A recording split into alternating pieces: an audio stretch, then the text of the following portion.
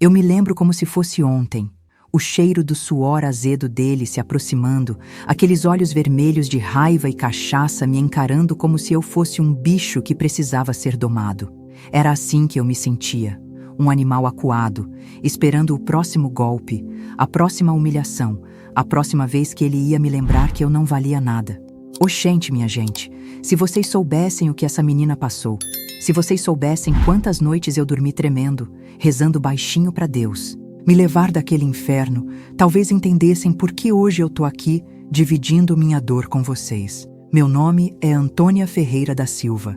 Nasci em 1952, numa cidadezinha perdida no sertão da Paraíba, lugar que nem no mapa aparece direito. Cresci ouvindo o barulho do vento batendo nas telhas soltas da nossa casinha de taipa, sentindo o cheiro da terra rachada depois que a chuva rara molhava o chão sedento.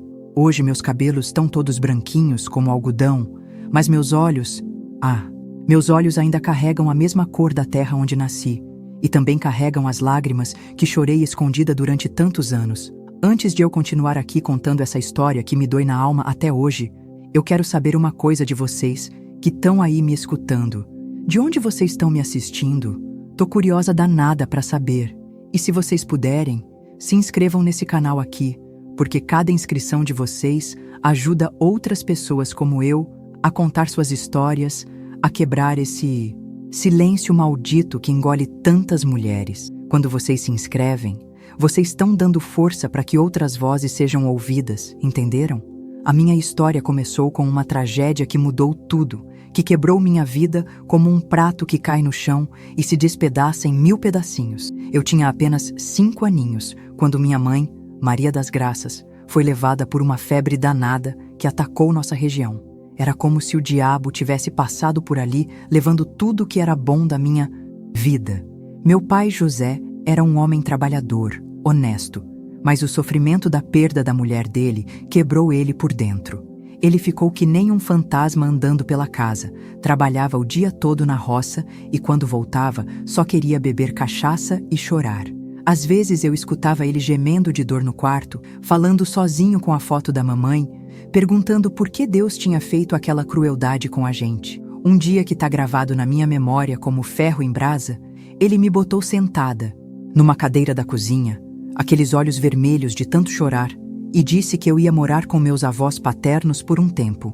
Disse que era melhor assim, que ele não estava conseguindo cuidar de mim direito, que quando ele se achasse na vida, ia me buscar de volta. Promessa que nunca se cumpriu, viu?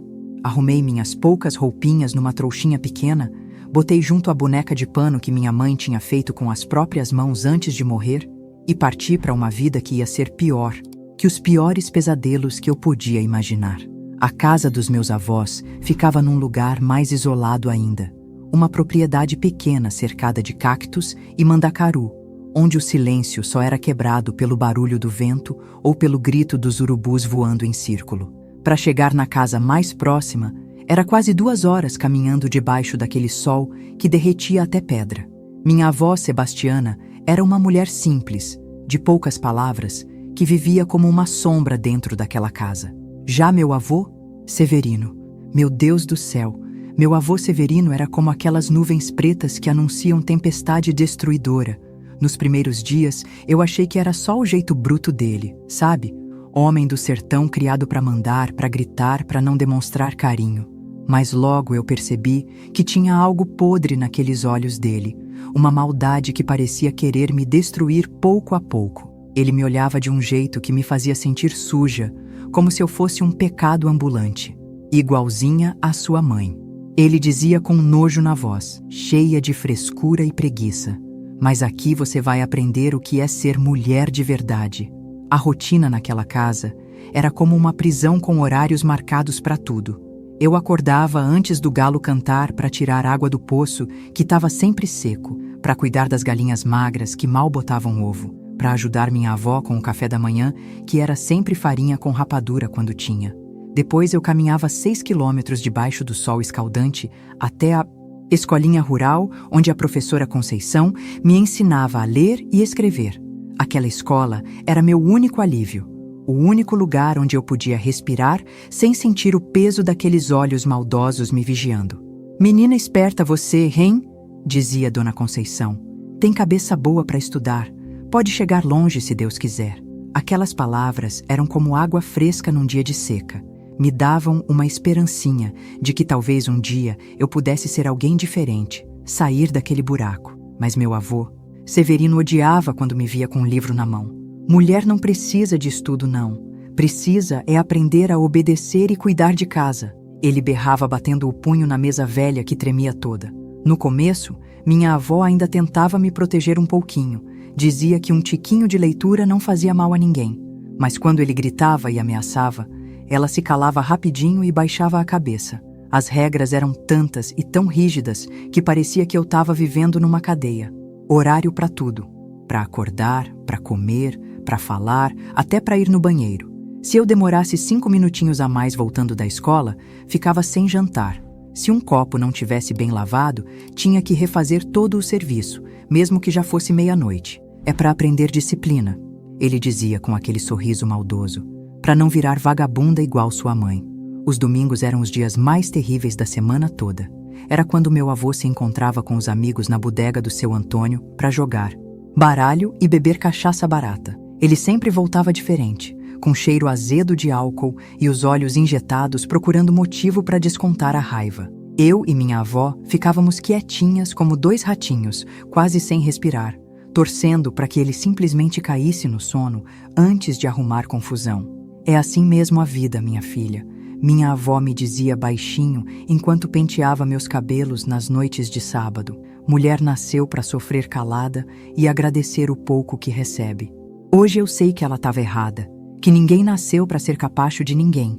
Mas naquele tempo, com 6, 7, 8 anos, eu acreditava que aquela era mesmo a verdade do mundo, que Deus tinha feito as mulheres para serem pisadas e humilhadas pelos homens. Gente, vocês que estão aí me ouvindo, se essa história tá mexendo com vocês, se tá tocando alguma ferida que vocês também carregam, deixem um coração nos comentários. Mostrem pra mim que vocês estão aqui, que vocês entendem essa dor.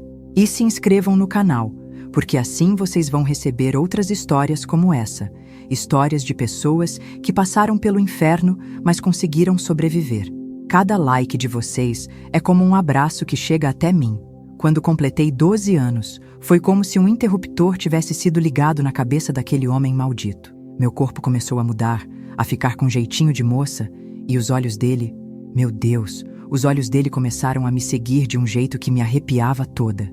Era como se ele tivesse farejado algo no ar, como um animal selvagem que sente o cheiro da presa. Eu não entendia nada naquela época, mas sentia que algo terrível estava se aproximando, como quando as nuvens escuras se juntam antes da tempestade que destrói tudo. Tá ficando mocinha, né?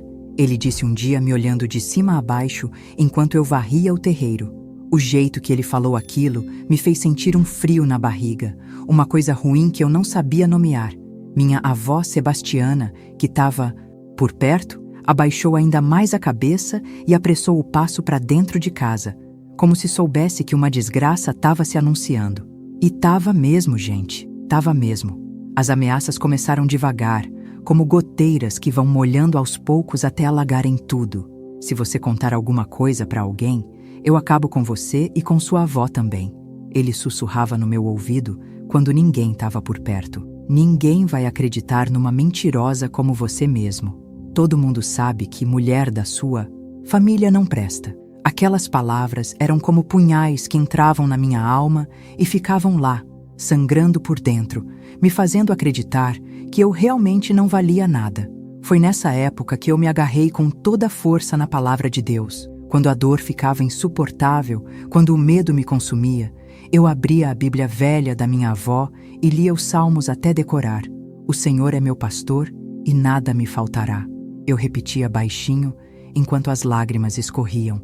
A palavra sagrada era minha única proteção contra aquela escuridão que queria me engolir. Se vocês também precisam dessa força espiritual, dessa palavra que acalma e protege, tem uma Bíblia linda no comentário fixo que pode ser o refúgio que vocês precisam nos momentos mais difíceis. Aos 13 anos, eu fui proibida de continuar na escola. Já estudou demais para uma fêmea, decretou meu avô com aquela voz que não aceitava discussão. De agora em diante, vai se dedicar só à casa e aprender o que mulher tem que aprender. Chorei rios de lágrimas naqueles dias, mas chorar escondida, porque lágrima na frente dele era motivo para surra. Dona Conceição até veio tentar conversar com ele, disse que eu tinha cabeça boa, que podia conseguir uma bolsa para estudar na cidade. Ele a mandou embora, gritando que ninguém ia ensinar a ele como criar a neta. A vida seguiu seu curso amargo, e os bailes da comunidade, que aconteciam de vez em quando, se tornaram outro tipo de tortura. Eu quase nunca podia ir, e quando ia, era sempre com ele me vigiando como um carcereiro. Se algum rapaz tentava se aproximar para uma conversa ou um sorriso, ele chegava junto com aquela cara de poucos amigos. "Tô te protegendo", ele dizia depois. "Os homens só querem uma coisa de moças como você. Deveria me agradecer por cuidar de você depois que seu pai te largou que nem um cachorro na estrada." Aquelas palavras eram como facadas, porque no fundo eu sabia que meu pai não tinha me abandonado por maldade, mas por desespero. Mas aos poucos, ouvindo aquilo todo dia, eu comecei a acreditar que talvez ele tivesse razão, que talvez eu fosse mesmo um fardo, um problema que ninguém queria carregar. É assim que funciona, gente. A maldade vai entrando na nossa cabeça aos pouquinhos, como formiga que constrói o formigueiro grão por grão, até que quando a gente vê, tudo está dominado. O controle foi ficando cada vez mais apertado, como uma corda no pescoço que vai apertando até sufocar. Quando cheguei aos 15 anos, meu avô Severino começou a fazer comentários sobre meu corpo que me faziam querer me esconder embaixo da terra. Criticava qualquer roupa que ele achasse provocante, que na cabeça doentia dele era qualquer coisa que não fosse aquele vestido velho de algodão cru que eu usava para trabalhar. "Quer chamar a atenção dos homens? Quer dar o que falar? Não debaixo do meu teto", ele berrava, e eu sentia como se tivesse feito algo sujo só por existir. Havia noites que eu pegava minha trouxinha pequena com algumas roupas e as poucas moedas que conseguia esconder e chegava até a porta da casa pronta para fugir. Queria encontrar meu pai, queria ir para qualquer lugar que fosse longe dali. Mas então pensava na minha avó Sebastiana, tão frágil, tão sozinha, e não conseguia dar o passo que podia me libertar. Ela era o único pouquinho de doçura naquele inferno, e eu não podia abandonar ela nas mãos daquele demônio. Minha avó, mesmo sendo submissa e calada, era meu único conforto naquela casa amaldiçoada. Quando ficávamos sozinhas, ela me contava histórias da juventude dela, de como tinha conhecido meu avô quando ele ainda era um rapaz bonito que trabalhava com gado. "Ele nem sempre foi assim", ela dizia com aquela voz cansada. "A vida foi muito dura com ele, e a bebida fez o resto." Ela me ensinou muitas coisas importantes naqueles anos. Como fazer remédio de ervas para quase todos os males, como ler as nuvens para saber se ia chover, como trançar palha para fazer esteiras. Mas o mais importante que aprendi com ela foi aquela resistência silenciosa das mulheres do sertão, aquela força que vem não de gritar mais alto, mas de continuar de pé, mesmo quando tudo parece desmoronar ao redor. Era uma força diferente, uma força que nascia lá no fundo da alma e que nem a violência conseguia quebrar completamente. Minha avó era pequena e parecia frágil, mas carregava dentro dela uma montanha de resistência que me inspirava todos os dias. A saúde dela foi piorando com o tempo. Uma tosse seca que começou no inverno de 1967 nunca mais deixou ela em paz. Assumi cada vez mais as responsabilidades da casa, cuidando dela e fazendo tudo funcionar para evitar a fúria do meu avô. Era um tempo de solidão que doía na alma. Aos 16 anos, quando outras meninas da minha idade já estavam casadas ou trabalhando na cidade grande, eu me sentia como um passarinho preso numa gaiola pequena, vendo a vida passar pela janela embaçada daquela casa maldita.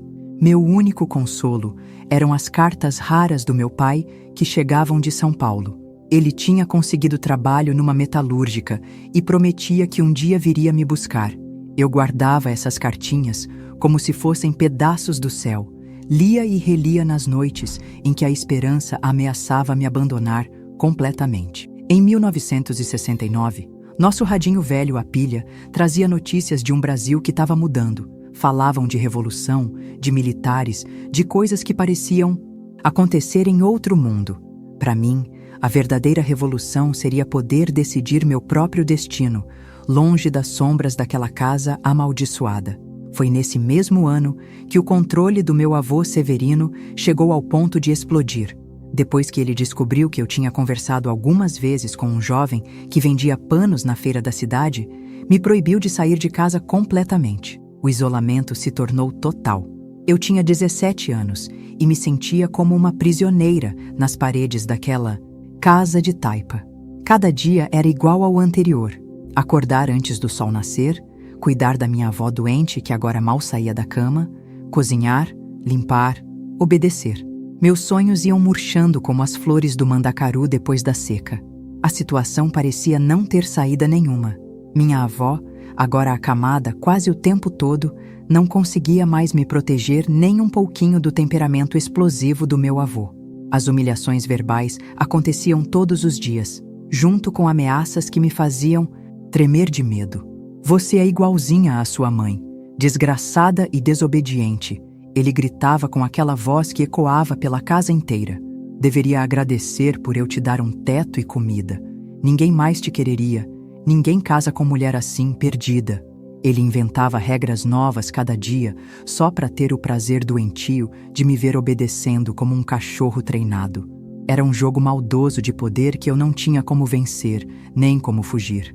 À noite, quando todos dormiam, eu chorava em silêncio com o rosto afundado no travesseiro velho para que ninguém ouvisse. Rezava pedindo forças, pedindo um caminho, uma luz qualquer que me mostrasse uma saída daquele inferno em vida. O que mais me assustava era perceber que aos poucos eu estava começando a acreditar nas palavras dele. Começava a pensar que talvez aquela fosse mesmo minha sina, que eu não merecia nada melhor que aquilo.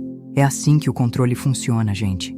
Ele vai corroendo nossa alma por dentro, como o cupim que come a madeira até ela virar pó, até você se tornar apenas uma sombra do que poderia ser. E eu estava virando uma sombra mesmo, sumindo aos pouquinhos. No final de 1969, quando tudo parecia mais escuro que breu de poço, um acontecimento inesperado mudou para sempre o rumo da minha vida. Mas essa mudança veio embrulhada em mais dor, mais perda, mais sofrimento. Foi numa manhã de domingo quente de novembro que minha vida começou a se transformar, mas não do jeito que eu esperava. Acordei com o canto dos galos como sempre, mas havia algo diferente no ar. Talvez fosse aquela inquietação que cresce dentro da gente quando algo terrível está prestes a acontecer. Meu avô Severino tinha saído na noite anterior para um velório na cidade vizinha. Era o enterro de um antigo conhecido dos tempos que ele trabalhava com gado, e disse que só voltaria no domingo à noite. Foram raras as vezes em que fiquei na casa apenas com minha avó Sebastiana, e aquele dia parecia um presente inesperado dos céus. Depois de cuidar das galinhas e preparar o mingau de fubá para minha avó, me sentei ao lado da cama dela para pentear seus cabelos finos e brancos que pareciam fio de algodão. Ela parecia tão pequena, tão frágil entre aqueles lençóis remendados, que meu coração apertou de dó. A tosse consumia ela mais a cada dia, e eu sabia no fundo da alma que nosso tempo junto estava acabando. Antônia, minha menina, ela disse com aquela voz fraca que mal passava de um sussurro. Preciso que você me prometa uma coisa. Algo no tom dela me fez parar o que estava fazendo e olhar diretamente nos olhos dela. Aqueles olhos cansados que tinham visto tanta coisa ruim na vida. Prometa que vai tentar ser feliz, não importa o que aconteça. Prometa que vai encontrar seu caminho para fora daqui. Fiquei sem palavras, porque em todos aqueles anos, minha avó nunca tinha falado tão claro sobre minha situação, sobre a vida sufocante que a gente levava debaixo do controle daquele homem.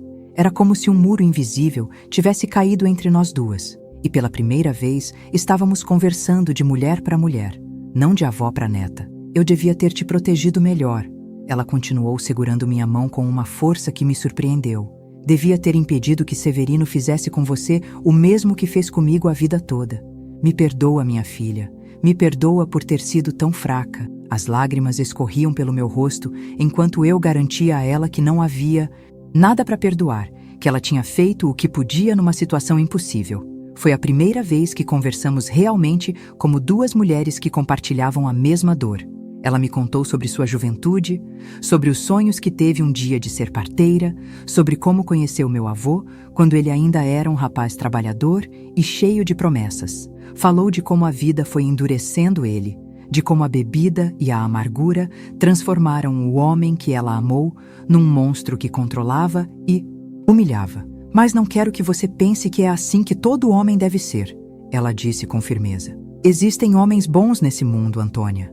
Homens que respeitam, que tratam mulher como gente, não como propriedade. Passamos o dia inteiro conversando como nunca tínhamos conversado antes. Era como se minha avó soubesse que aquela era a nossa última chance de dizer tudo o que precisava ser dito. Ela até me pediu para buscar uma caixinha de madeira escondida debaixo de uma tábua solta do assoalho, onde guardava algumas economias e uma medalhinha de Nossa Senhora Aparecida que tinha ganhado da mãe dela. Isso é seu agora, ela disse, colocando tudo nas minhas mãos trêmulas. Use quando a hora certa chegar. E vai chegar, minha filha.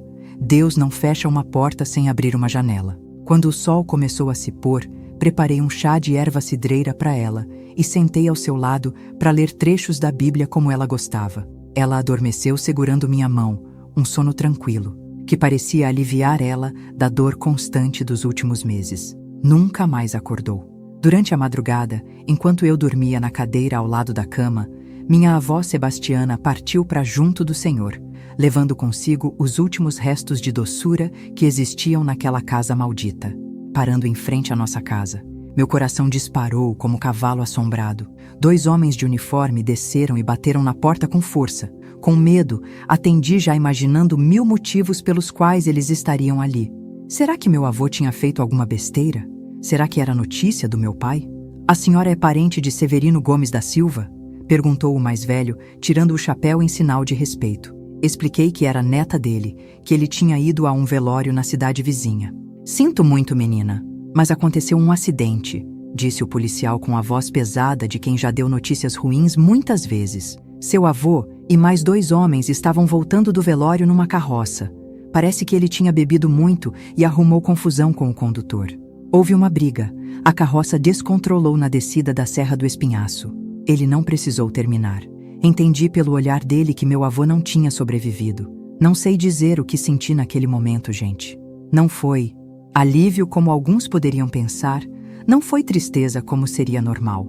Foi algo parecido com um vazio enorme, como se um peso gigantesco tivesse sido tirado dos meus ombros de repente, me deixando sem saber como me equilibrar. Era como se eu tivesse vivido tanto tempo curvada que agora não sabia mais como ficar ereta. Precisamos que alguém reconheça o corpo e assine alguns documentos, continuou o policial. Tem algum outro adulto na casa? Pensei na minha avó dormindo seu sono eterno no quarto ao lado e disse que iria eu mesma. Eles concordaram, embora parecesse que não aprovavam muito a ideia de uma moça jovem enfrentar tal situação. A viagem até a delegacia da cidade vizinha levou quase 2 horas por estradas de terra vermelha que levantavam poeira que grudava na roupa e na alma. A cada solavanco do jipe, eu pensava no que aconteceria agora. Como seria a vida sem meu avô controlando cada respiração minha? Quem cuidaria da propriedade, das cabras magras, da casa que agora abrigava 2 mortes?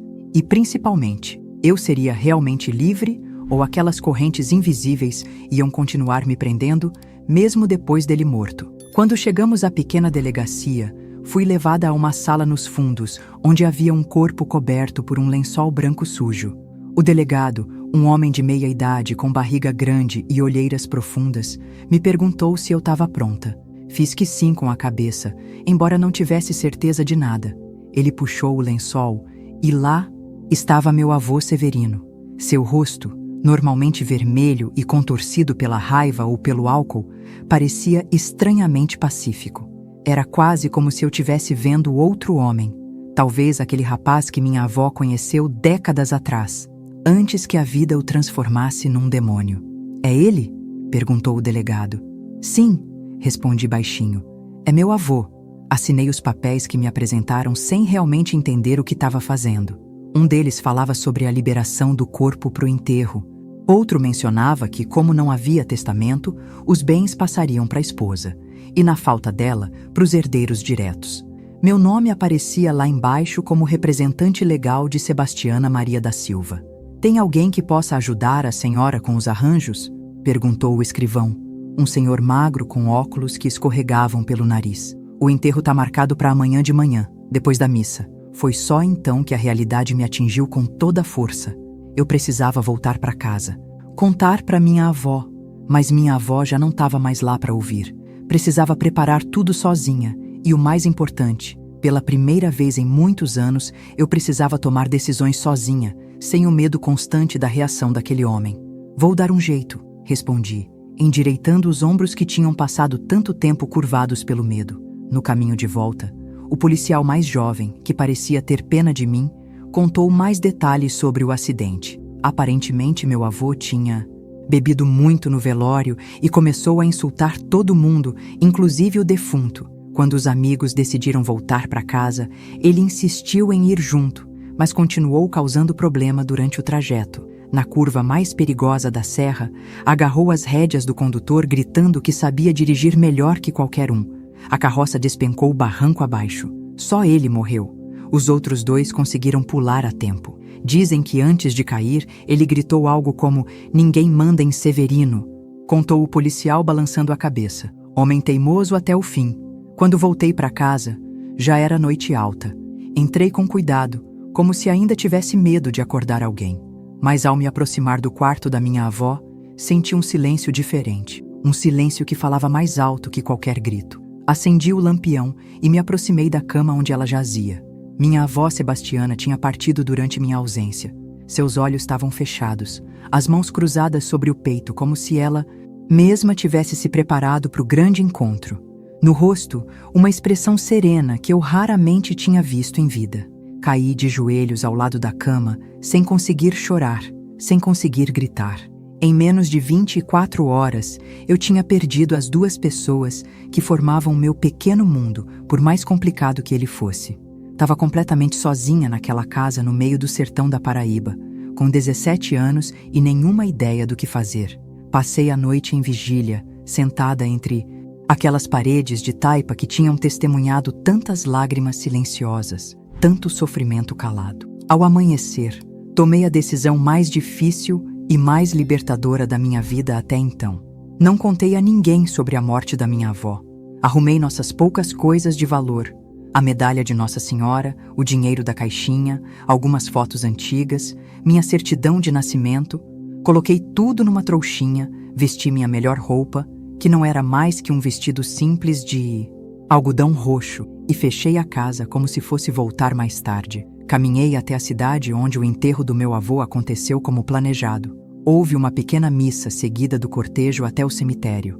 Poucos compareceram. Meu avô não era um homem querido na comunidade. Eu fiquei em silêncio o tempo todo, respondendo apenas o necessário quando alguém me dirigia a palavra.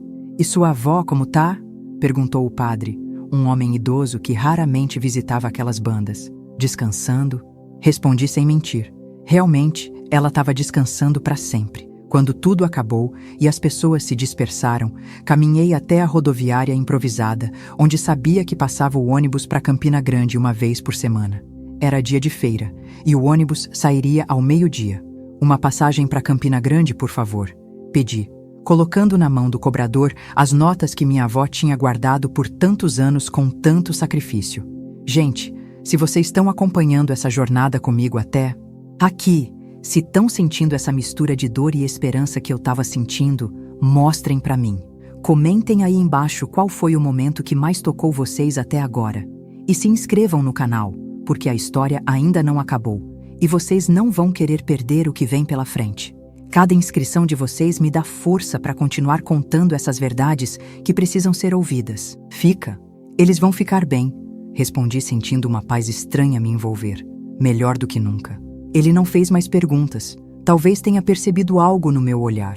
Ou talvez, como muitos no vilarejo, soubesse mais sobre minha situação do que demonstrava. Ao meio-dia em ponto, subi naquele ônibus velho e barulhento que seria meu primeiro passo rumo à liberdade de verdade. Quando passamos pela estrada de terra que levava à casa onde cresci, não olhei para trás nenhuma vez. Sabia que estava deixando para trás não apenas um lugar, mas toda uma vida de submissão, medo e dor. Era como se estivesse morrendo e nascendo ao mesmo tempo. De Campina Grande consegui outro ônibus para Recife, uma viagem de quase 15 horas por estradas esburacadas que me chacoalharam por dentro e por fora. Cheguei à capital pernambucana sem conhecer alma viva, sem ter ideia de onde ir, mas carregando comigo algo que nunca tinha experimentado antes: a possibilidade de escolher meu próprio caminho. Recife me recebeu como todas as capitais recebem os retirantes do interior, com indiferença e frieza. As primeiras semanas foram de puro deslumbramento misturado com terror. Nunca tinha visto tantas pessoas, tantos carros, tantas luzes piscando. Em 1970, Recife já era uma cidade grande, barulhenta, cheia de contrastes que me deixavam tonta. Consegui emprego numa padaria do bairro de Casa Amarela. O dono, seu Joaquim, era um homem do interior de Alagoas, que tinha migrado décadas antes fugindo da seca. Acho que ele viu algo nos meus olhos que o fez me contratar, mesmo sem experiência nem referências. Todo mundo merece uma oportunidade, menina. Ele disse, me entregando o avental branco no primeiro dia. A vida já é dura demais para a gente tornar ela mais difícil para os outros. Trabalhava das 4 da manhã até as 2 da tarde, servindo café com leite, limpando mesas, atendendo no balcão. Não era um trabalho pesado comparado com o que eu fazia na roça, mas estar cercada de gente o tempo todo me deixava exausta. Cada vez que a porta da padaria abria, eu dava um pequeno pulo, como se esperasse ver meu avô Severino entrando para me arrastar de volta àquele inferno.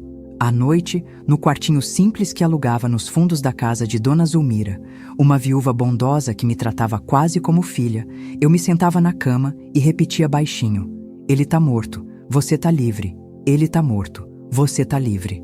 Mas a liberdade é uma coisa estranha quando você nunca experimentou ela antes de verdade. É como ensinar um passarinho que nasceu em cativeiro a voar.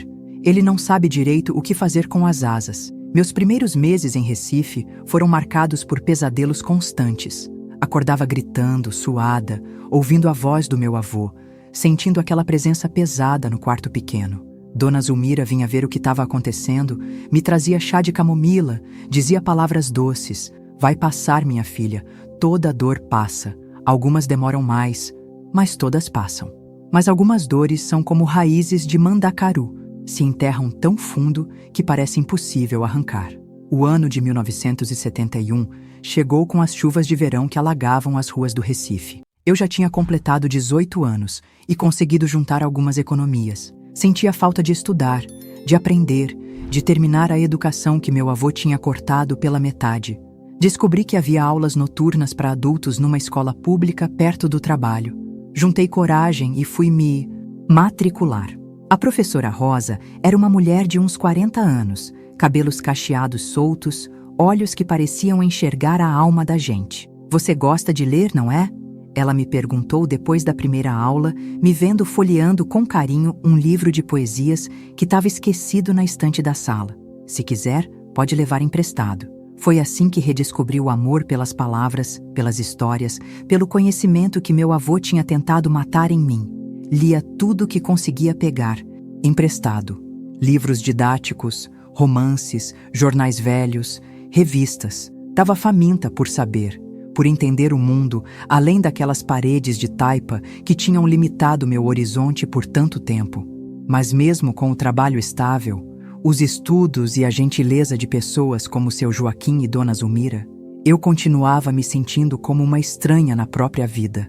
Não conseguia fazer amizades verdadeiras, não confiava em ninguém completamente. Mantinha sempre uma distância segura, um muro, invisível entre mim e os outros. Os homens principalmente me causavam um desconforto imediato. Se algum freguês da padaria era gentil demais ou tentava puxar conversa, eu me retraía como tatu-bola. Se um colega da escola noturna me convidava para tomar um café depois da aula, inventava desculpas para recusar. A sombra do meu avô Severino ainda se projetava longa e escura sobre meu coração. Em 1972, o Brasil estava vivendo os tempos mais duros da ditadura militar, mas na minha luta pessoal, eu começava a ver pequenos raios de luz. Um deles veio na forma de uma carta do meu pai, que finalmente tinha descoberto onde eu estava através de conhecidos da nossa região. Ele escrevia de São Paulo dizendo que tinha formado nova família, que estava bem, que queria muito me ver. Chorei rios ao ler aquelas linhas tortas no papel amassado, mas não respondi de imediato. Parte de mim ainda guardava mágoa pelo abandono, mesmo entendendo as circunstâncias terríveis que ele enfrentou. Foi naquele mesmo ano que comecei a sentir os primeiros sintomas do que hoje eu sei que era depressão profunda. Não eram nada dramáticos no início: insônia, falta de apetite, uma tristeza que vinha em ondas sem motivo aparente. Atribuía ao cansaço, ao calor, à saudade confusa que sentia de algo que nem sabia nomear. Mas com o passar dos meses, os sintomas pioraram de forma assustadora. Comecei a ter ataques de pânico no trabalho. Minhas mãos tremiam tanto que quebrei várias xícaras num dia só. Tinha a sensação constante de que algo terrível estava prestes a acontecer, como se o meu avô fosse aparecer a qualquer momento para me arrastar de volta àquela vida de horror. À noite, além dos pesadelos, passei a ter episódios em que acordava sem conseguir respirar, como se um peso gigantesco tivesse sobre meu peito, me sufocando devagarzinho. Seu Joaquim percebeu que algo estava errado quando me encontrou chorando no depósito da padaria, escondida entre sacos de farinha. "Antônia, minha filha, você precisa de ajuda", ele disse com aquele sotaque alagoano que tornava as palavras mais doces. "Conheço uma moça, assistente social, lá no Hospital da Restauração. Vá falar com ela." Relutei, é claro. Na minha cabeça, procurar ajuda era sinal de fraqueza, e fraqueza era algo que eu não podia me permitir depois de tudo que tinha passado. Cresci ouvindo que problema de cabeça se cura com trabalho, que chorar é coisa de gente fraca. Mas quando comecei a ter pensamentos sombrios, quando me peguei olhando para o rio Capibaribe imaginando como seria simplesmente caminhar até as águas barrentas e não voltar mais, algo dentro de mim gritou um alerta desesperado. Numa manhã quente de março de 1973, entrei no consultório pequeno e abafado de Conceição, a assistente social que seu Joaquim tinha indicado. Era uma mulher de pele escura e sorriso que aquecia a alma, que me ofereceu um copo d'água gelada antes mesmo de perguntar meu nome. "Bem porque tô aqui", comecei, olhando para as minhas mãos que não paravam de tremer. "Tá aqui porque precisa conversar, e às vezes é mais fácil falar com uma estranha do que com pessoas próximas." Ela respondeu sem pressa, com uma voz que não julgava. "Pode me contar o que quiser, no seu tempo." Algo naquela mulher inspirava confiança. Talvez fossem os olhos dela que não julgavam, ou o jeito como ela parecia realmente interessada, sem aquela pressa que todo mundo tinha na cidade grande. Comecei devagar, contando sobre o trabalho na padaria, sobre as aulas noturnas. Mas logo as palavras começaram a jorrar como açude que se rompe na cheia. Falei sobre minha infância no interior da Paraíba, sobre a morte da minha mãe, sobre ser entregue aos cuidados dos avós. E então, pela primeira vez em mais de 3 anos, falei sobre meu avô Severino. Contei sobre o controle sufocante, as humilhações diárias, o medo constante que me acompanhava como uma sombra maldita. Descrevi como aqueles anos tinham me moldado, me tornado alguém que vivia sempre na defensiva, sempre esperando o pior das pessoas. Conceição me escutou sem interromper nenhuma vez. Quando terminei, exausta e com os olhos inchados de tanto chorar, ela apenas disse: "Você sobreviveu, Antônia. Isso já é uma vitória gigantesca." Naquele dia, aprendi uma palavra nova: trauma. Conceição explicou que o que eu estava sentindo, os pesadelos, os ataques de pânico, o medo constante, eram reações normais a uma experiência anormal. "Passar anos vivendo sob extremo estresse emocional deixa marcas", ela disse com paciência. "Não são cicatrizes que as pessoas podem ver, como um corte ou uma queimadura, mas são tão reais quanto. E assim como uma ferida física precisa de cuidados para sarar, essas feridas emocionais também precisam." Comecei a me encontrar com Conceição toda semana. No início era doloroso demais falar sobre certas coisas. Havia memórias que eu tinha enterrado tão fundo que trazê-las à superfície era como arrancar espinho cravado na carne.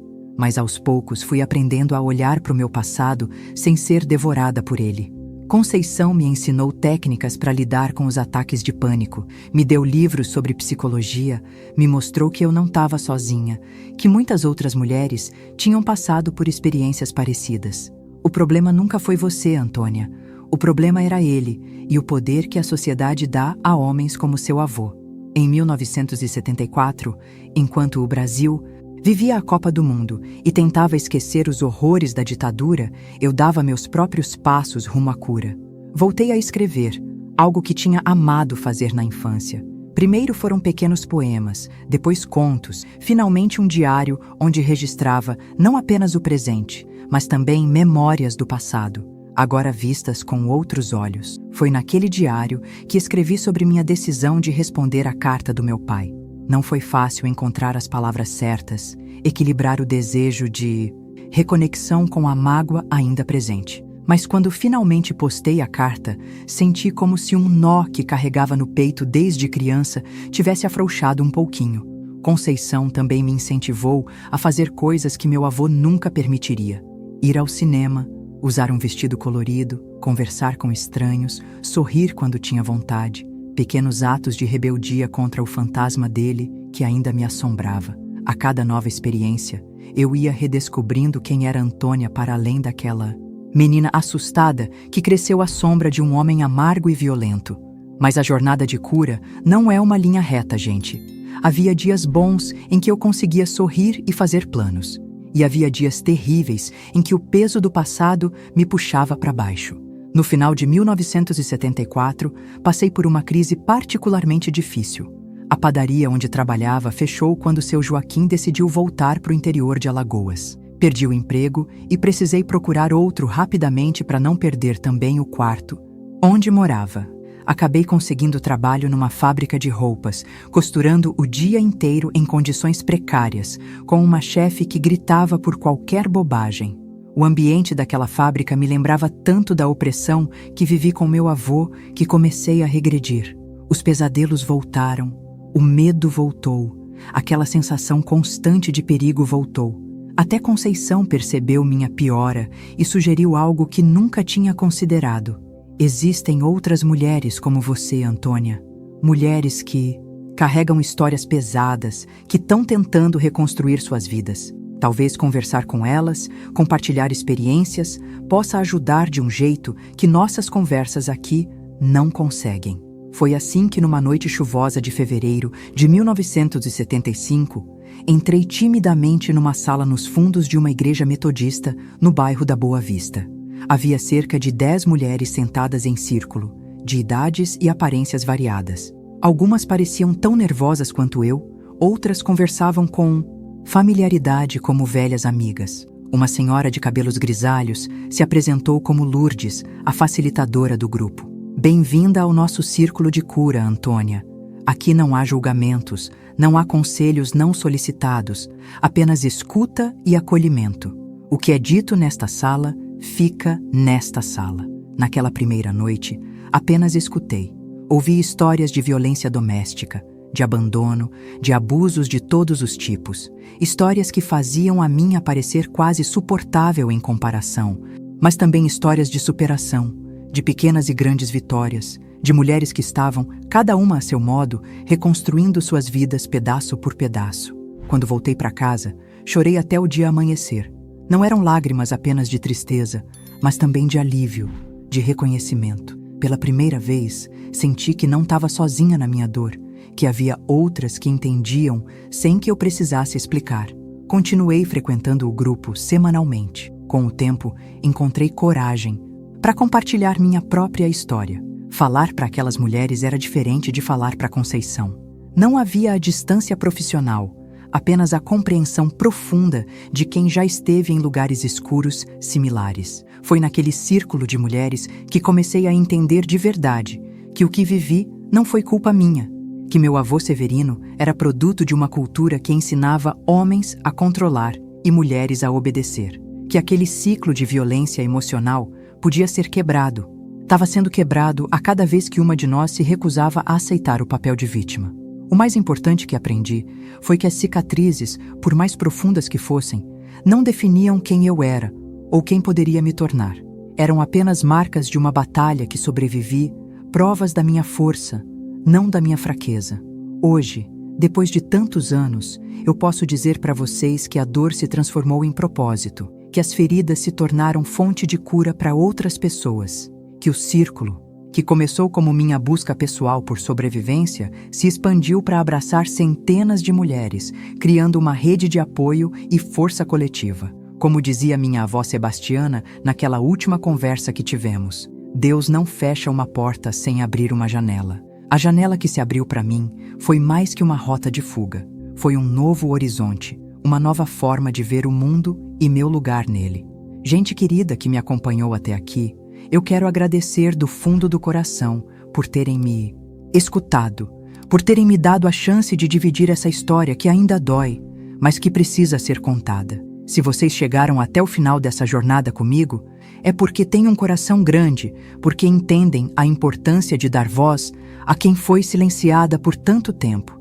Se inscrevam nesse canal com carinho, porque aqui é um espaço sagrado onde histórias como essa ganham vida e alcançam outras pessoas que precisam saber que não estão sozinhas. Contem para mim nos comentários o que essa história despertou em vocês? Que aprendizado levam dessa conversa?